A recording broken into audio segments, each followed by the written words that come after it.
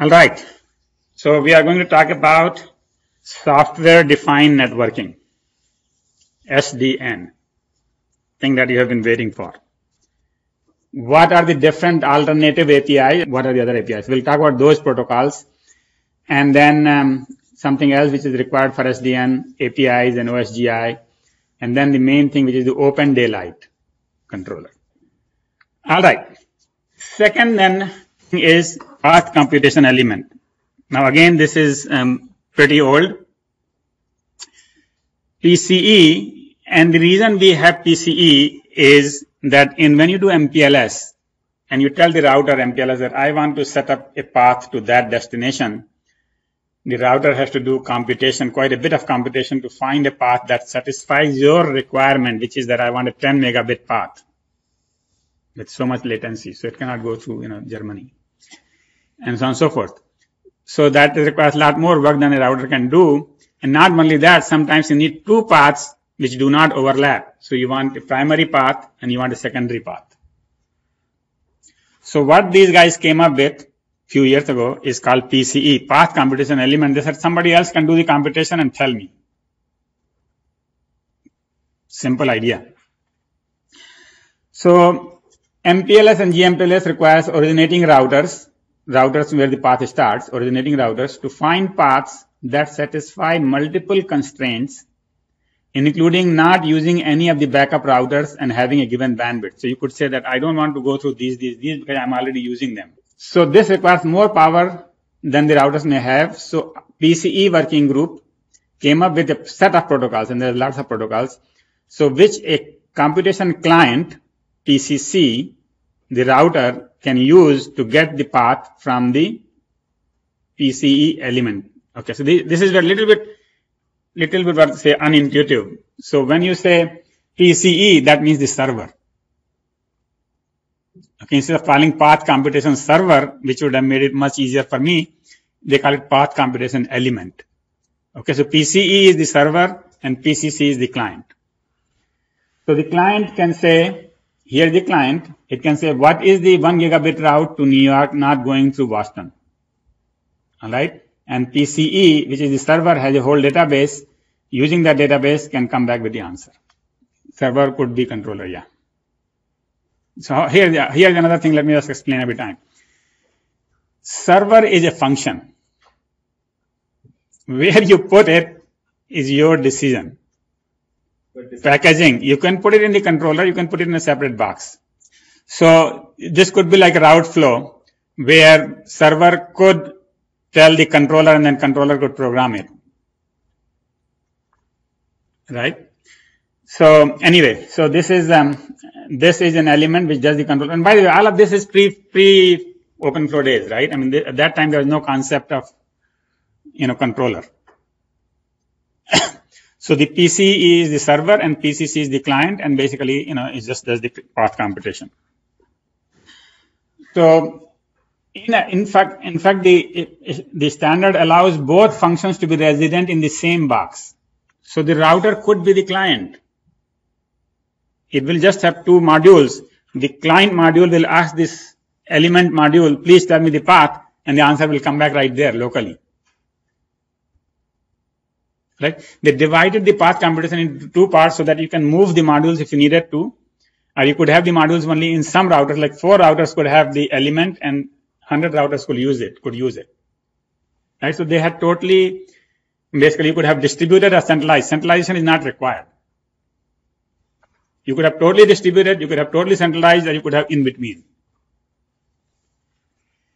There are 25 plus RFCs which describe all of this.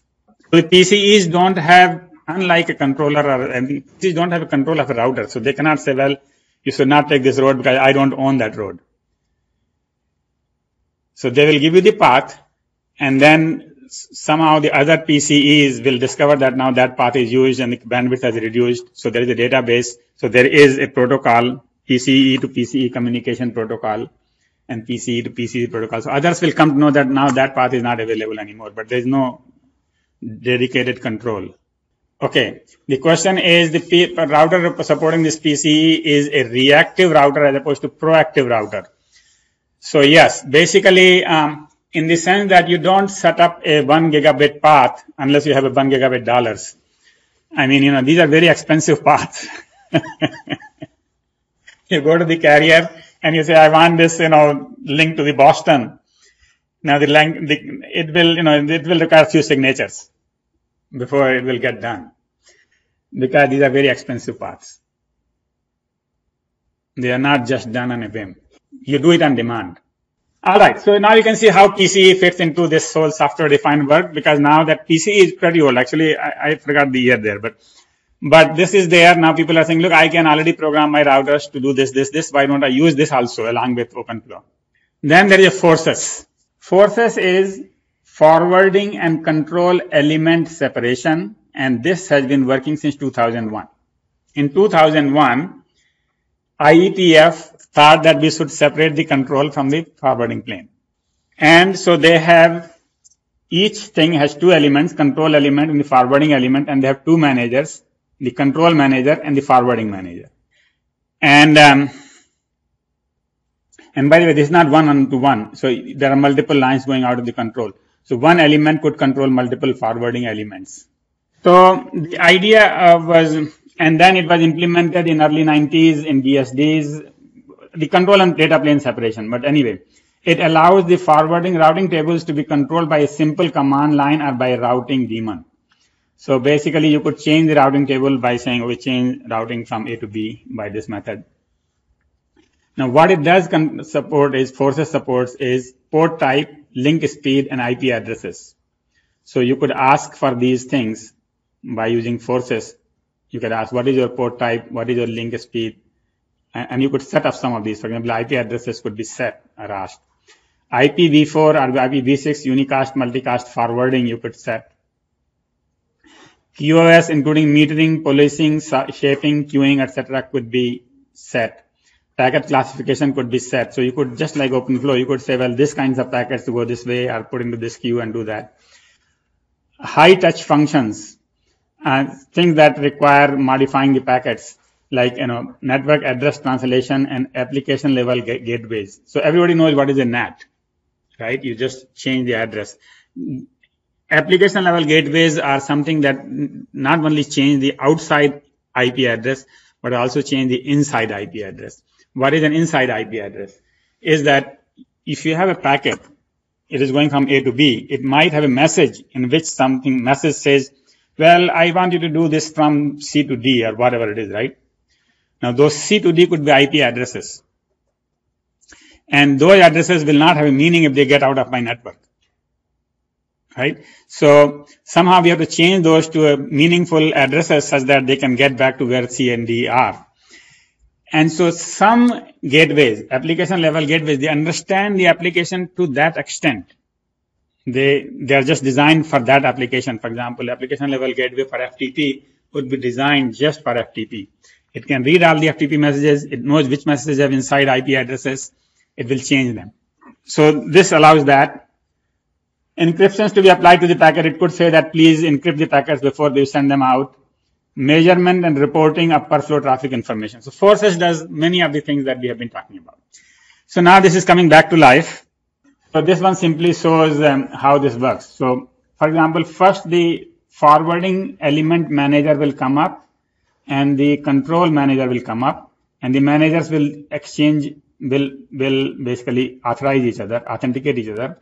So this one sends a security exchange message. After that, they authenticate each other and they say, okay, I like your certificate, you like my certificate. Then this will tell them what are the CEs that it's managing and what are their attributes. This will tell what are the FEs and so on and so forth.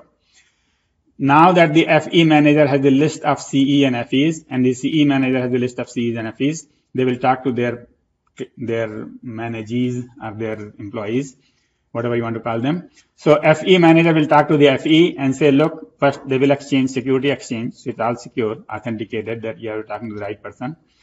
Then they will say, okay, tell me what is your ID and what are your attributes. And then you will say, okay, this is your controller, CE ID. So FE manager will tell FE that now your control you should take from this controller. All right. Similarly, the CE manager will tell CE that now you should take talk to this FE. Right? So there are two bosses, and the employees listen to their boss only. So first, the bosses talk, and then the bosses talk to the employees. And then the FE and CE will do the same thing. They will security exchange. Then they will tell you what is the attribute, and then this will give you the configuration, and routes, everything else that needs to be done from beginning to the end. So it's all straightforward. So now we go to ALTO. ALTO is application layer traffic optimization. I don't need to remind you that all of this work that we talked about so far in this lecture is all IETF, Internet Engineering Task Force, right? And so they are all working group in IETF. ALTO working group is working on totally different thing. Now they suddenly came back to SDN, and let me tell you how. So they are called application layer traffic optimization, and they are working on P2P traffic. They were working on optimizing P2P. All of us do P2P, and the problem with P2P currently is that you could be here and you could be talking to peers over there in Germany, and you're just wasting the network resources. If the carriers were a little bit more friendly to us, they would say, look, that is in Germany, why don't you talk to somebody in St. Louis? And that will save a lot of traffic to them and save a lot of time to us, right? And so that's what this group is working on. ALTO group is working on a way so that the service provider could tell the clients or the users where these people are located. What is their characteristics? How far they are? What is the link bandwidth they have? If I have more information about the peer, then I could more intelligently select the peer. Right now, we just randomly select the peer. I mean, actually, we give a lecture on P2P in 473, and we tell you how it really selects using BitTorrent. But right now, I'm not going to go through that. So we just randomly select, and if somebody works out good, then we just hold on to them. If somebody doesn't work out good, we move on to somebody else.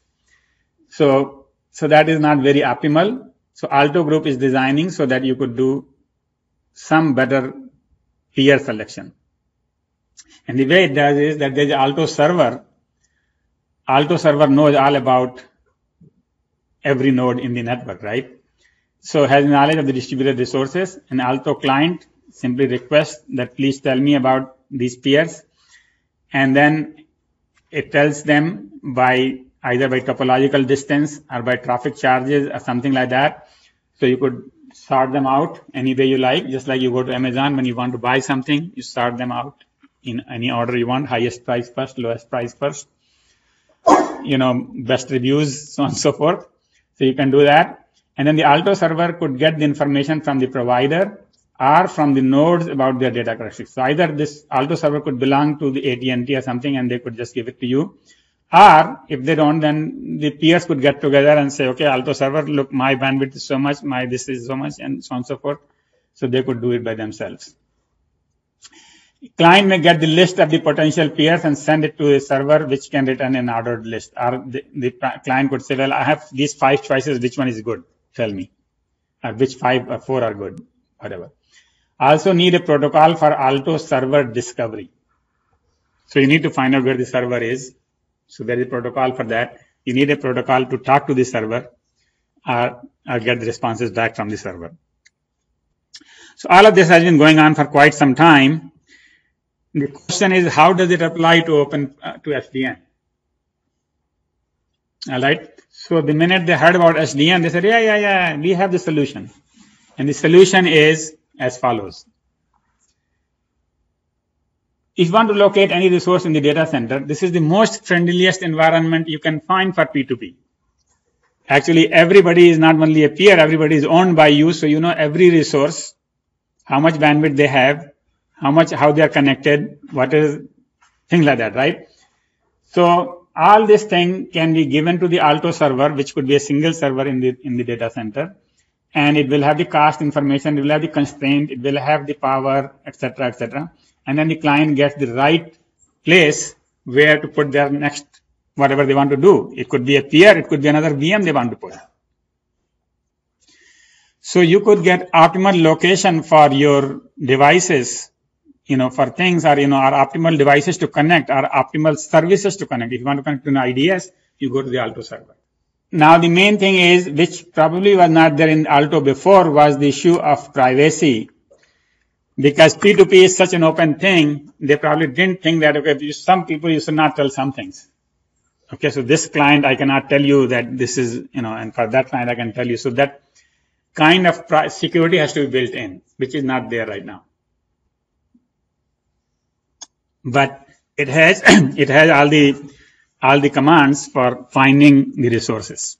All right. So now here is an application, and some people have already designed this application, that you could have an orchestrator which will talk to the ALTO client, which will control many data centers. And then the ALTO client will say, which data center should I put my VM in? And then it will just find the right place and put it in. All right. So that is, we already learned about several of the alternatives for making the networks software defined. So what is happening in the industry? So the current debate in the industry is about what versus how. Previously, SDN was defined by how. Now people are defining by what, and then they're saying, you tell me what you want to do, and I will tell you how to do it. In 5 different ways I will tell you. So SDN is easy. So here's the thing. Do we need centralized control plane? The answer is no. PCE allows you to do the same thing without centralization, with distribution, with centralization, every possible way. So the centralized control plane makes it necessary. Centralized control plane it makes it easy, but not necessary. So the thing is, you have to distinguish the easy from necessary. Distributed solution may be required for legacy equipment or for fail-safe operation. So now let's see, how does the army run? Army, the way it runs is that the boss says run, everybody runs. Our boss says stop, everybody stops. But if the boss is not there, what happens? The soldier knows what to do. Right?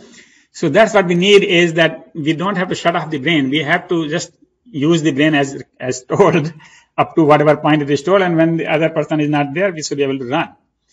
And so that's the kind of the world which we are in right now. When we join a company, they don't take away our brain and say, okay, cut off your brain, and then now I have all the brain in one place. You leave your brain with you, and they just tell you, and you have to follow them. If you don't follow, they fire you. So that's the kind of real world situation it is right now. Complete removal of control plane may be harmful. In fact, as I said, exact region control plane between centralized and the distributed forward is yet to be worked out. And it's not really clear what should remain in the forwarding and what should remain here. Because there are certain things which are too much intensive interaction. You don't want to put them in the central place. So just totally removing it is not a good idea. SDN is easy with a standard southbound protocol like OpenFlow, but one protocol may not work, as we have seen, because we saw 1.0 did not work for MPLS, then we put for MPLS, then we put for one IPv6, then we put for this, and then we will be doing it forever. Why not just take what is already existing? So diversity of protocols is a fact of life. There are no standard operating systems. It's like saying everybody should use Windows or everybody should use Linux. Nobody is going to listen to you, right? So that's the thing. There is no standard operating system. There are no standard processor. There are no standard routers, and there are no standard Ethernet switches. So you cannot just insist on one protocol. So if the industry finds an easier way to solve the same problem by another method, that method may win. For example, I spent myself 10 years in ATM. ATM's promise was quality of service and circuits. And people found a better way, MPLS. All right, MPLS won because MPLS required minimal changes to the routers, and they didn't require to throw away all your routers and just do. So that is what is happening right now in the industry, is people are trying to find out what is SDN and how we can do it. What are the alternatives? By the way, much of this you may not find written, because a lot of this is, basically philosophy, thinking and all that, right? So SDN controller, if written today, and this is actually from this book, so that one is written, is that if written today would be much like this. First of all, you will have the overlay. You will have the network elements. Then they will speak many protocols. Then there will be a layer which will somehow translate those protocols into a common language that the controller can think about. And then controller will have, in addition to doing the control, it will have something that will allow you to do the services such as slicing, topology, whatever the network services you have. It will have orchestration so that, you can manage thousands of devices at the same time. It will have management so you can monitor what is going on.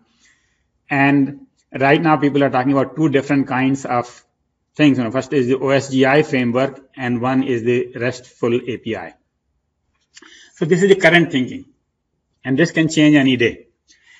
And the current thinking is, this looks like the standard where you will have southbound protocols, plug-ins. So that is the word right now very hot, is that they are designing a controller which is general enough and anybody can put any protocol. So it's not limited to one protocol. You can plug in the protocol. So most of these things are plug-in. Everything here is a plug-in. You just plug in a controller, you plug in a service, you plug in a orchestrator. So you just modules. So they're defining the modules. And that's where this framework comes in, OSGi framework. And I'm going to explain that OSGi framework